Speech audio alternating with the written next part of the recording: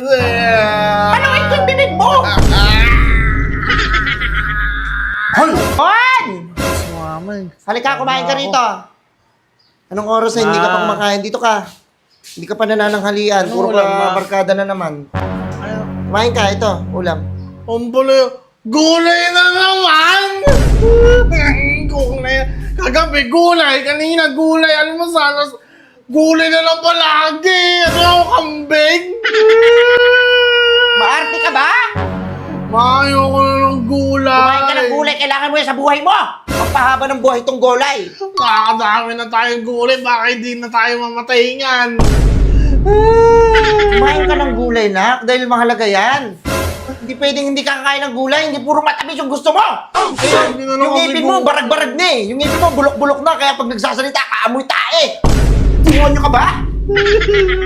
Ayoko na kasi lagi na lang gulay, ginagawa ko na akong kambing eh. Ay, gulay ulam nyo, amin fried chicken, tsaka Oh, fried chicken sa kanila oh. Ang sarap ng ulam nyo ah. Ay!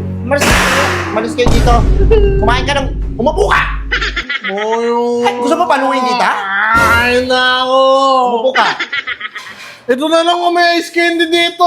Wala magmamatamis. Ito, nasasanay kayo ng ano, kaya... Dapat hindi sinasanay yung mga bata na kumakain ng mga matatamis. Dapat gulay. Ano, maraming nutrients sa katawan. Hindi pwedeng hindi kayo magugulay. Kaya ikaw, hindi ka matalino, hindi ka kumakain ng gulay. Hindi ka kumakain ng gulay. Ang arte-arte mo, gusto mo palagi fried chicken? Gusto mo palagi hotdog? Anak mayaman ka ba? Lumaki ka bang may gininto ang kutsara? Eh, kagabi gulay na ulam natin, tapos ngayon gulay na naman eh. Ayan kasi, bukod sa masarap na, masustansya pa yan, tsaka wala tayong pambili. Matuto kang umintindi. Kung ano lang kahain, kainin mo. Bakit ang palaya pa? Bakit ang palaya ang pait-pait yan? Parang kape yan eh. Kainin mo yan, masarap yan, ang palaya.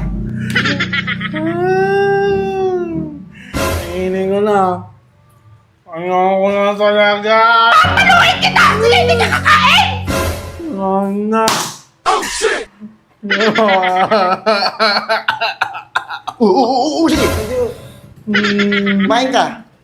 Hindi, kayong mga bata kayo, dapat kumakain kayo ng gulay. Dahil ang gulay, pampahaba ng buhay. Hindi kayo kakain, babantayan kita, ubusin mo yan. Wow! Tapos inom ka ng inom ng tubig, kaya ang bilis mo mabusog eh. Bugbugin na kita!